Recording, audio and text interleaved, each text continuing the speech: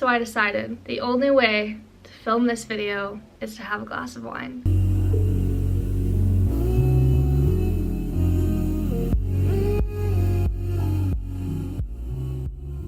I filmed it once and it just wasn't good enough. I didn't explain it as well as I should have, so we got some wine now. So this is the story of how I met Benjamin Thomas. I was in high school and I was watching, we're just gonna get right into this. I'm just like literally jumping into this. I'm ready to go. I'm ready to tell this story. It's ready to be out there in the world. So I was watching The Bachelorette JoJo season with my friend, and I was on Instagram and I was just scrolling and I came across this band called Monikers, and I followed them for a while, but never really occurred to me that I should ask them to produce my music until this moment. I was like, you know what, I bet they produce music, so I'm just gonna shoot my shot, see what happens. So I messaged this band and just asked like, hey, I'm trying to find somebody who can produce my music. I really like your guys' style and I'm really interested in working with you.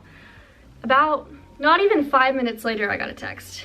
It was in the moment that JoJo picked the guy that I wanted her to pick, and so my emotions were already super high. He replied, and it was Ben, and he said like he's interested in working with me. So I'm jumping up and down, you know, freaking out, because little did I know the man of my dreams replied to me. And at that time I was just thinking music, like, oh my gosh, I found a guy that's gonna produce my music. Like, that was all that was going through my head. I was not thinking I'm gonna make this guy fall in love with me. That was not any of my intention at all. Hold on, I need a drink. So he replied, and we decided to meet up for coffee. I think it was like the week later. And we sat down, and Ben was the first to arrive. So he has another bandmate, and he wasn't there yet. And I came and sat down, and we, you know, hello, exchange. Nothing too sexual going on yet, but just like a hello. Barista walks up with this like tiny espresso shot. And I was like, wow, you feeling a little freaky tonight. He did not mean to order that espresso. He meant to order black coffee. I don't really know what happened there or what went wrong. Get me a slushie. We're gonna be on for you today? And can I also have a small blue raspberry slushie? A sausage McMuffin? He drank his espresso shot even though that's not what he ordered. As I was leaving, I remember getting in my car. So I call my friend and I'm like, hey, I really think that I like this guy. Drove away. About like a few days later, I went over to his house to play through my songs and kind of show them melodies of the lyrics that I showed them at the coffee shop and just kind of go over everything. So the next session that we had, his bandmate was out of town, so it was just me and Ben. We were just sitting in his studio, just kind of going over everything again. All of a sudden he starts talking about his beliefs and starts talking about, you know, his background and who he was in high school, because he's 7 years older than me. So, I mean, huge age gap. So, but it didn't feel like that. Like in the moment, it didn't feel like our age gap was an issue. Like it just felt like two people just talking about who they were as a kid and who they are now. As I drove away, I just started sobbing. One, because he sent me a demo of the tape or the track we were working on. And two, because I was just like overwhelmed with so many emotions of, I literally met the coolest guy in the world. Aww. After that, I mean, it was pretty serious. I mean, we started texting and snapping all the time. So this is where the tea comes in. Hold on.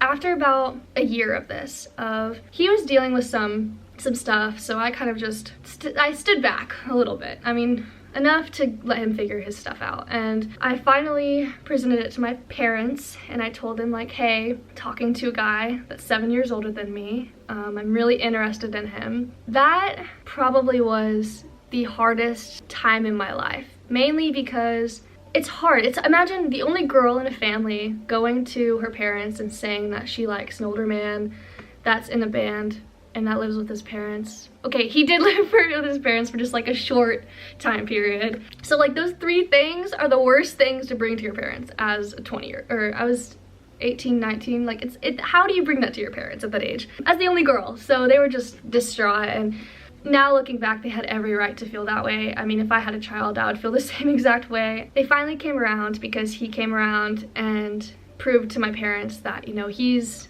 not just an older guy that just wants to sleep around. He's really looking for something serious. My parents ended up loving him. It just really worked out in our favor, I guess you could say. It's just so crazy to me because he just became my world. And now we have a beautiful house together and a beautiful marriage that everyone is so supportive of. That is the love story of Benjamin Rowland and Berkeley Rowland. So yeah, I'm gonna end it there because that's the story. It's nothing too exciting, but it's pretty scandalous that, you know, I married my producer and now I get all of my music mixed for free. Literally all my music is just free because his studio's in our house. Like who would have thought that would have happened? I mean, I would not have thought at that age. Anyways, I hope that you guys like this video, and I hope you stick with me because the best part about watching YouTubers is looking back and seeing like how much they've progressed over time, like seeing how much they've gotten better and evolved. So I hope you guys stick around for that because I really have been practicing and trying to learn all the tricks and everything that YouTubers do. So please stick around, please subscribe. I hope you guys have a fabulous rest of your week, and I will see you guys next Tuesday. I honestly think just that's good. I think that's perfect. 2 tracks.